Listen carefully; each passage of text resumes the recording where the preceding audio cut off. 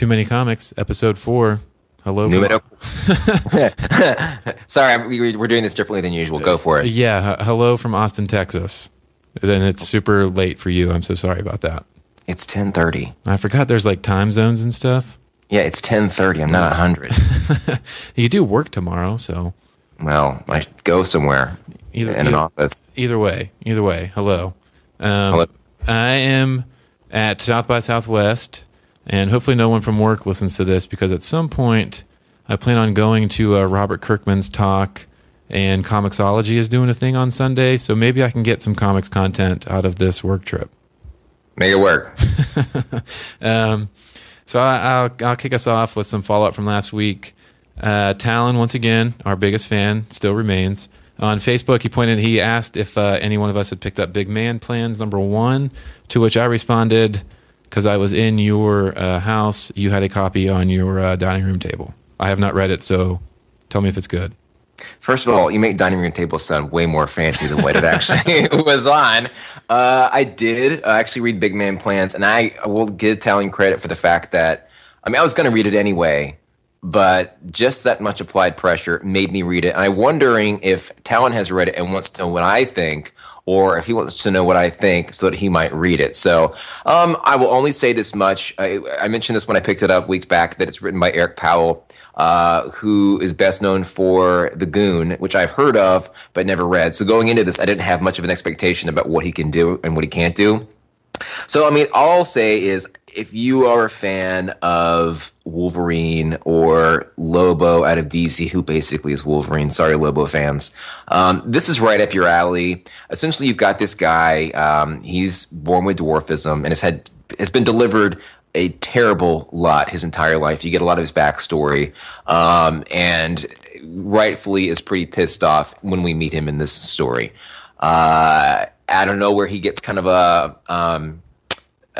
letter, and to us it's anonymous, I think, to come home, where he has not been for years and years and years after he was orphaned. And I'm not giving away things that are going to ruin this for you, I don't believe. A lot of ass kicking, a lot of violence, a whole lot of vim that this character has had to endure and has put out. So, and you see his dick twice, so there's that. Okay. I'd say if straight up violence and vengeance on somebody's mind is right up your alley, I think you'll be really comfortable in this book. I'm not sure if it's limited or not. I never know when I pick these things up. I think it could work. I almost said it could have legs. No. If where it's sort of a shorter arc, but if this is going to play out over dozens and dozens, I think it'd be pretty trying, at least for my taste. So, not bad. But you got to be prepared for what you're going to get yourself into with this one. Okay. It's a miniseries, I think he said? I said I don't know. Oh. I don't know. I'm too lazy to pull up his comment, but I thought maybe he said it was a good start to a new miniseries. So, and like I mentioned before, I'm big fans of miniseries. Yeah, I'm with you. All right.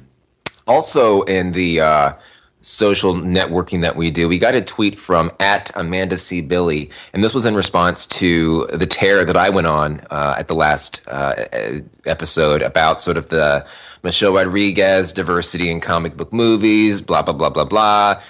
Chicken and the egg, why not go back to have diverse characters themselves versus recasting white roles with diverse actors? Amanda says that give credit where credit is due, that Marvel has done pretty well, at least recently, if not longer, in introducing characters like Ms. Marvel. Alan, I know you know there's more. Falcon is not new, but he's been taking on a larger role with being the new Captain America. So to some extent, Marvel is, I don't say they're leading the charge, but they're doing it. Well, so they did do the woman Thor, right? And Captain Marvel has been bigger, and she's getting her own movie. I think they do that, but in terms of the conversation that we were having surrounding movies, I don't see it happening in movies other than Captain Marvel anytime soon. Like I could see Miss Marvel showing up in a movie perhaps at some point, but not there being a Miss Marvel movie. You know what I mean? I guess we'll see. Yeah. Well. Yes, credit where it's due. They try to do these things, and I like whenever they have these new women titles, they always go on The View to release the information. Yeah. I assume that's like an ABC Disney thing. And in the appropriate demographic, perhaps. Yeah.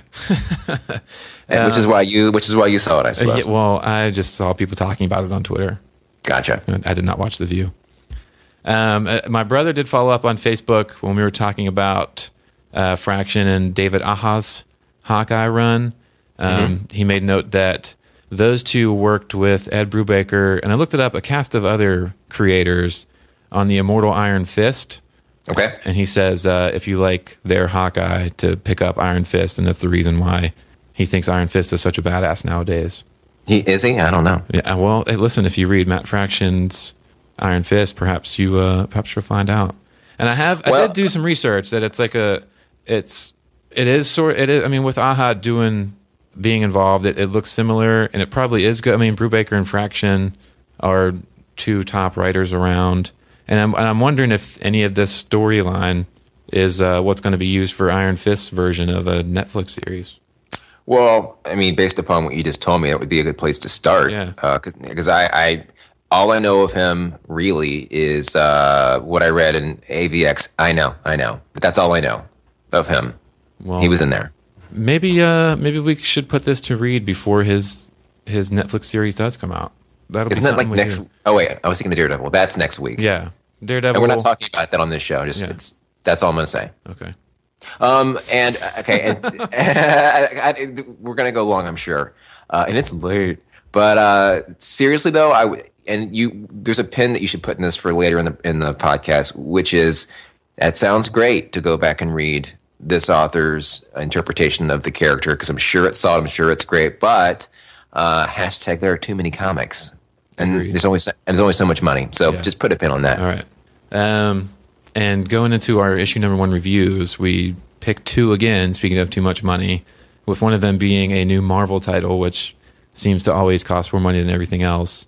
Although Howard the Duck number 1, I really enjoyed this. I read it on the plane out here. I laughed to myself a couple of times. I didn't expect... like we talked about, was Zdarsky being a weird dude. The character itself lending itself to being a quirky comic. This is sort of what I expect. Yeah, this is what I expected, and I think it delivered. I liked it. Okay. I thought it was all right. I thought it was... we talked about this in the last program, which was Alice Scott is known for kind of these funny... I'm sorry. Alice Scott did start. Yeah, Sorry. I have too many screens up. Alex Zdarsky working in Sex Criminals, and Howard the Duck having history that I know of him, which of course includes the movie and some ancillary research that I did before this and also way before this. I think it's okay. I think that if you're into those books that are really pushing the limits and trying to be funny and a little bit, I've used this term too much, kind of meta. They're in on the joke. He mentions several times about, you think you got it bad. I'm a duck, but with you know what I'm saying? Like ha. And also they bring over, and I go back and forth on this as a plot mechanism or a Deus Ex Machina, which is I said that wrong, but I'm trying to sound smart. But bring it in like characters like Spider-Man and Black Cat, who typically, and Spider-Man's one example, but Black Cat being another, that aren't necessarily known for being comedic characters into this title, and they're kind of mixed up in it too. So, and She-Hulk. So maybe I'll give it one more, acknowledging that I'm sure I'll need to know some of this when the movie inevitably comes out one of these days. Oh, come on. I can't see this being a super long ongoing thing. And I hope it... You don't think? No, I mean... Everyone's talking about it. There were 9,000 variants behind the counter when I picked it up. Right, but I don't know. Like a 6 to 8 issue, maybe like 12 if you got a couple good stories in there. I you just can't. Like, I laughed at some of his jokes in the way, like you said, I'm a duck. I'm a talking duck here. That's what's going on. And right. I just think that would wear out after a while. I like that angle of it. I like it not being a serious sort of comic because it's Howard the Duck. I mean, come on. Okay, so it just can't last forever. So I think that was the way I felt about issue 1. Like, all right. So we don't do numerical scoring, I give it a 3 out of 5. Okay. So That's fair. So there. Okay. Haters. You kids get off my lawn. Okay, and The Surface was the other that we picked up, and this one was written by Alice Codd. Yeah, I can confirm sure. it. Even though it wasn't in the description, we can confirm that he wrote it. He did also a lot of variants for this when it came out, and I hate when they do that, especially when it's the kind that don't cost more, because one of them is gonna, if all things go according to plan, one of them is going to be like worth a little bit more, and it's probably going to be drawn by somebody who's a rising star. And I didn't do the research; I just grabbed one. So, and that worked for me when I got my management one, but not all the time. Okay, so I think we talked about this. What was the one one of the Lemire books from last week? Descender? Yes. Okay. When that book began, they were throwing a lot at you, and we both agreed that I hope this is not going to be a whole lot that I have to absorb and hold on to for the duration of this issue. That's what I felt like we got with this one. And granted, I like Alice Cott. I thought that the tone was good. And basically, we're in this one of these futures again where we're too connected, and now the government knows about us, and your every move can either help or hinder you were you to get in trouble. Either you got an alibi, or you definitely don't. Well, here's a spoiler. I didn't finish this issue. Okay. Well, then I got bored. I got seriously bored. There was a lot going on, man, and there was also this and you saw it, I'm sure, this Q&A that's kind of mixed in. Yes. And at the end of the author that they're interviewing was talking about how I've done the successful thing, and now I realize that this book has a lot going on, and it's gonna it's not what the audience might expect from me, and I almost felt like I should write a letter to the retailers apologizing for it or explaining why, but this is what I'm doing, kind of thing. And I'm like, okay, I get it. Like duh. I mean, how much more transparent can you get?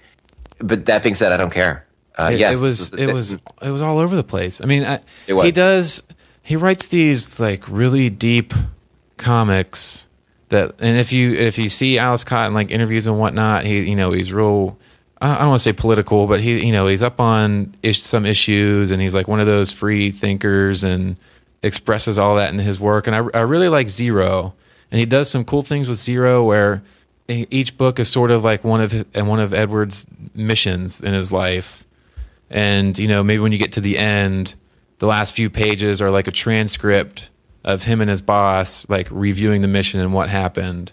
And it's cool. It's different. This is what would happen on this like guy's life. He would go and have to do, and the story that he tells his boss doesn't always match up with what happened in real events.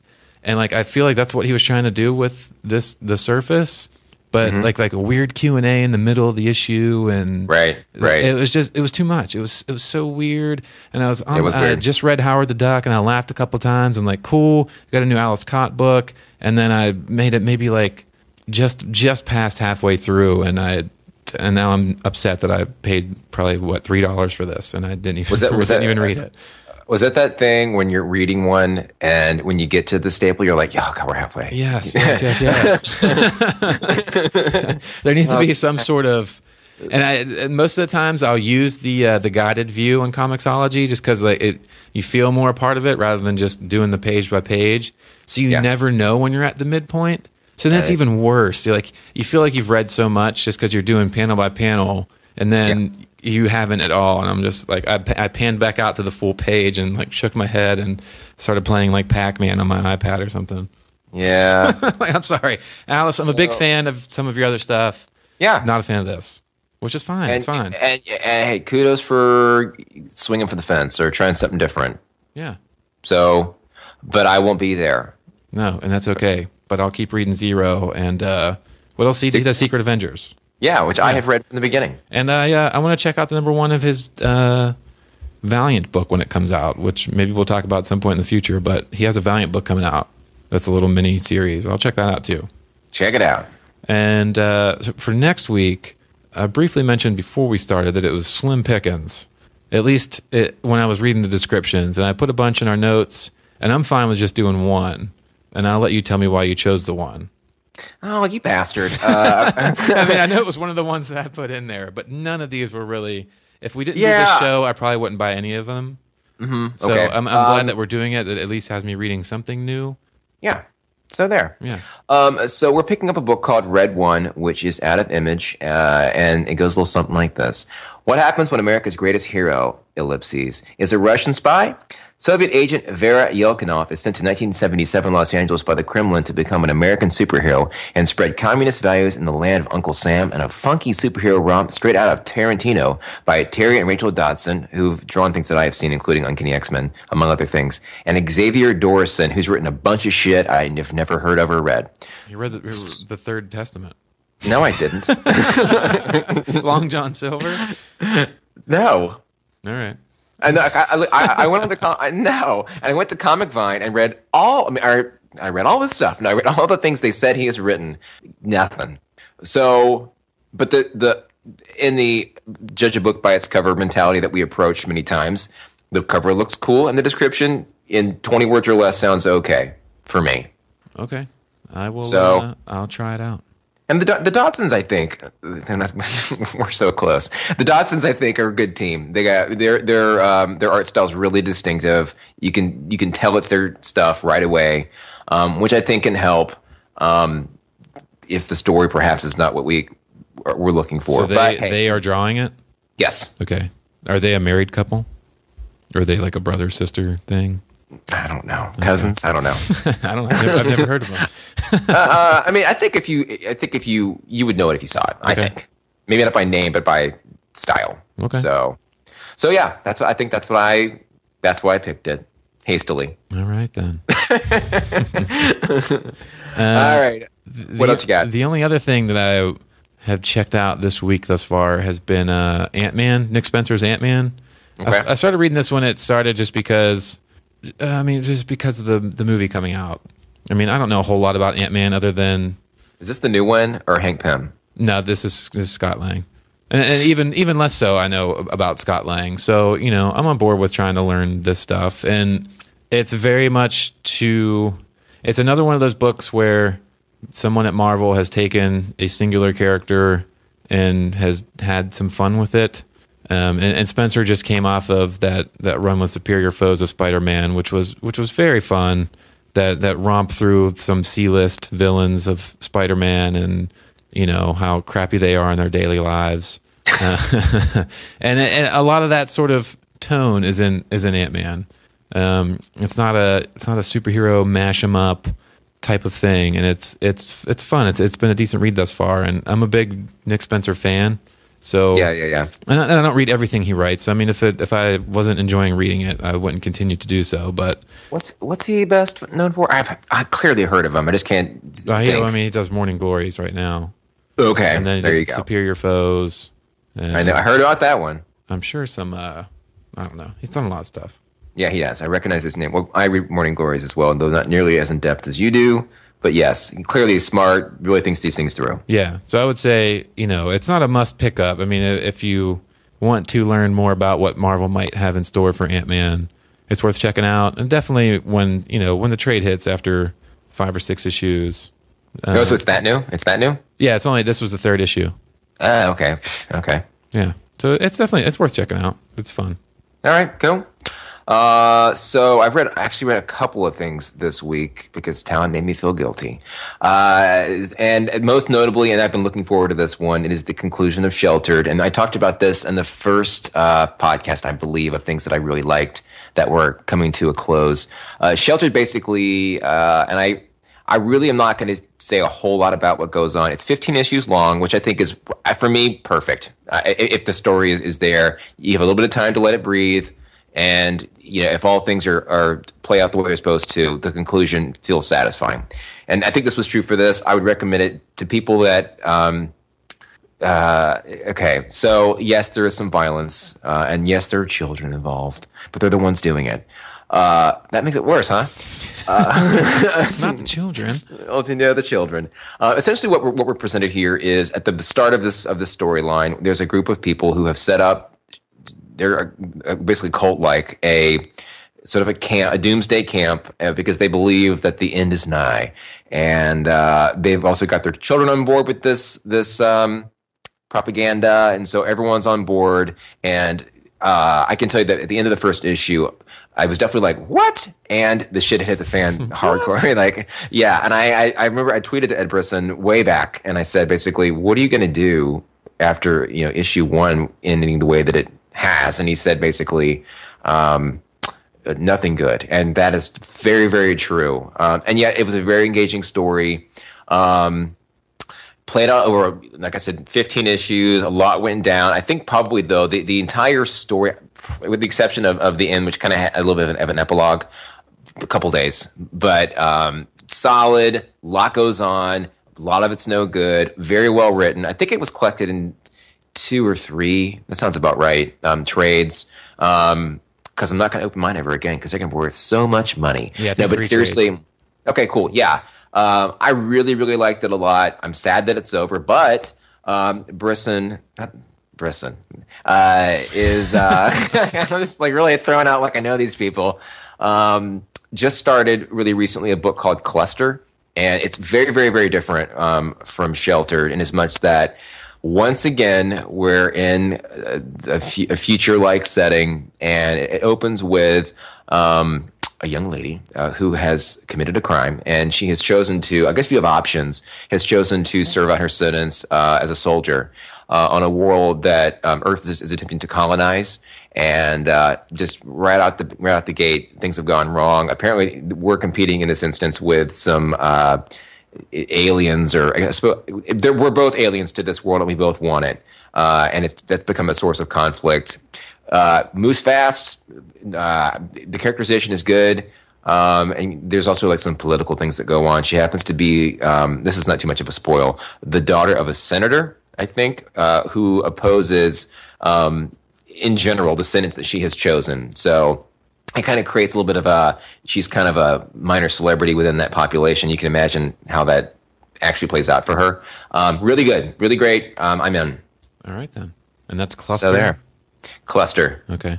I'll check Cluster's it out. Last Stand. Yeah, you should. And Sheltered seems like one of those books that I would wait for it to be over and then read. So I will, perhaps I'll give it a download. Make it happen. Yeah. Buster. I need to go on a soapbox of mine this week after yours last week, because I saw this link from Bleeding Cool that DC is moving its comics to $4.99 on the newsstand. That's $4.99. And for like a 32er? And that's like if you would be buying it at Barnes & Noble, so it would remain whatever the price is at your comic shop. But it's not that I go into newsstands and buy comics ever, but I think them being in the newsstand, isn't that a way to like potentially reach a new customer? You know what I mean? Like it's just like a random person is in there, and maybe it's someone that saw a Batman movie and they walk in there and they're at the newsstand and they're like, hey, there's a Batman comic. And then your first impression is that it's $5 for like 26 pages and a bunch of ads. Yeah, well, in DC especially, lots of ads. Yeah, like at what point, what's the cutoff with like, and Marvel keeps upping prices to like $4.99 for certain #1 issues when they come out. Like what? Well, that, and then they do the whole crossovers and multiple versions of Batman titles and multiple X titles. So whereas before, and again, you're talking to somebody that when I got started, they were $1, and you probably read 3, maybe 4 books total. And now, hence this, why we started this, there's a ton out there, and it's difficult to, I think, really experiment and see what you like without, going broke. Yes. Claiming bankruptcy. Yeah, I mean, luckily you and I have full-time jobs, but I mean, I was 12 when I got started, and there's no way I could have kept up. Oh, and it's so much money. Like for something that most of the time you might read once or twice and then never touch again, to pay $4 or $5 for that.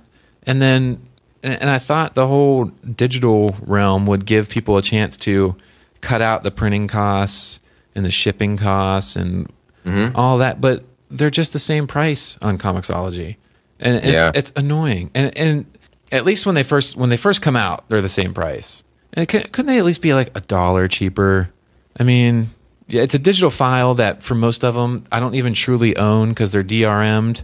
So all these Marvel books that I buy in Comixology, if Comixology went, belly up tomorrow, I don't actually have, I don't have these files. So I was like, I've bought nothing. Yeah. I bought like memories. And that's not cool. And, memories. And Comixology at least is good with having sales all the time. Yeah, but even then, it's like it's not all the time new stuff. Sometimes they'll drop things to 99 cents for a couple days, and that's great. Yeah. That's great. But give me these new things, or give me like Comixology has subscriptions. If I subscribe to a series, give me a discount. Right. Like if I confirm that Amazon has subscribe and save, well, they'll give you a discount for subscribing to items each month. Do it digitally as well. Here's 5 books I want to subscribe to. Give me a discount on these. It's getting to be way ridiculous. Yeah, that's why I hope that we get recognized as being like real comic book reviewers, and we get sent stuff. Yeah, that's the only way. That's the only way. No one from DC is sending us anything ever. Fine, unless I can convince the Batman and Robin guys to send us some stuff, because I'm a big fan. Yeah. I don't think it's happening. I haven't said anything bad about anybody. Yeah, except for the pricing, which, listen, these creators don't control, so... Yeah, that is true. And I think that's... Well, okay, I was going to say that I think that's why a lot of them go and do creator-owned books elsewhere, but they're still pretty expensive, too. And they're not... And before I even move on, I do need to give credit after saying that. The most recent arc of Batman, DC had bumped the price to, I think, $4.99, and Scott Snyder of the famous Snyder Boys... Yeah, you know them. Yeah, he. I mean, the fans raised a fit about it, and then Snyder himself apparently had gone to DC and said some things, and they knocked the price back down to what it was. So, like I mentioned, it's not the creators doing it, and kudos to Snyder that one time to say, "Guys, you got to stop." Works for me. Yeah, make it cheap because I'm broke. I'm broke, bitch. Okay, so all I have aside from that, because I think we are going ridiculously long, is it was announced this week that Jada Pinkett Smith, another actress I don't care for, is not returning to the show Gotham, but Chris Chalk, who I'd never heard of, is going to be playing Lucius Fox. And let me just add, these days, that when I don't recognize an actor's name, they were in 12 Years as a Slave. It's happened like 4 times in the last 2 weeks. So I think it should be 12 years of career if you were in that movie. So kudos. But I think the bigger issue for me is, well, one, I've mentioned time and again, I never read Batman at all. None of the spinoffs, none of the tie-ins, none of the nothing. All I ever did was I've seen all the movies, which I think does not qualify me at all to be an expert, because the movies are typically 65% on, 70% on at best, because there's a lot of stuff you got to shove in there. So they're never going to be as accurate as a comic book fan would hope, or be pleasantly surprised to find. But anyway, so I don't have a problem with Gotham. I think that you probably do, because you know so much about the way it's supposed to be. So I don't have that lens going into it. So I think it's pretty enjoyable. I think it's better than I thought it was going to be, given how much I don't like Agents of S.H.I.E.L.D. I know. But solid show overall. But I hated the character that Jada Pinkett Smith played soon enough, named Fish Mooney. She was was that your question? All right, quick pause. Just because I'm not super great at audio editing, I'll just flat out say that obviously this part is going to be edited in, because Skype is a crappy piece of software. So back to my question. Like I said, I watched the first 4 episodes of this, and all the commercials played up Fish Mooney being this new character. She's obviously a main character in the story. Yes. And Jada Pinkett is a big name, whether you like her or not. I don't. So did she just not renew for another season? Did her character, is it being phased out? Okay. All right. So it's difficult to say what they're going to do with this. I have my theories. I mean, I thought all along, with her being an original character and Jada Pinkett Smith having some cachet, notoriety, because of Will Smith. That's why all of them have. That's why all of them have jobs. All children, all of them. The Willow and Jaden and her. That's the only reason. That's true. Jaden will never be the Karate Kid. No. Anyway, I got the feeling that in any episode they could kill her. I thought that would be sort of a stunt thing to do, like, oh, Jada Pinkett Smith's in the show, but dead. You know what I'm saying? I thought certainly that would be something that would happen. It hasn't yet. They have put her through the ringer. Currently, she's in this shit. What's it called when you people trafficking, human trafficking, people trafficking, people, whatever. There are people involved. But in this case, it's run by what he's basically the doll maker, and he's selling off their parts. And in one scene that, if you haven't seen this scene at this point or heard about it, then screw you. She's about to get taken down by the doll maker because she's trying to stage a coup with the people that she's being held prisoner with. And he's about to take both of her eyes. And in an attempt to, little one-upski, she takes a spoon or something and scoops at her own eye and steps on it and I gotta say, I did not see that coming. When that happened, first I thought of Kill Bill 2. Yeah, of course. But also I was like, damn, they went there, and this is network television. So, although now she has a new eye, so it all worked, and it's blue. Yeah, so apparently you can do eye transplants according to the show, whole eye transplants. So what I think is probably going to happen is whatever happens to her, I think will be left unclear, and they'll leave the door open. But I think that she said in some interview that she gave this week, that's reappeared in various news things that we pick up our shit from, that she signed on for one season, and the season is concluding. That makes sense. I'm sure she's not cheap, despite what I think of her, is not an actor that's going to come cheap to a show, and has served her purpose. But I don't think they're going to offer. I think that'd be too predictable, given that she has said she's not coming back. I think we're all expecting that now. So she's going to move out of Gotham.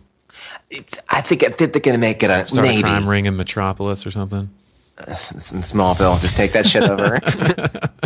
Just move on down the road. She'll show up in like Arrow or Flash. Yeah, or whatever Green Lantern, whatever he posts up. I have no idea. Infinity City, space somewhere.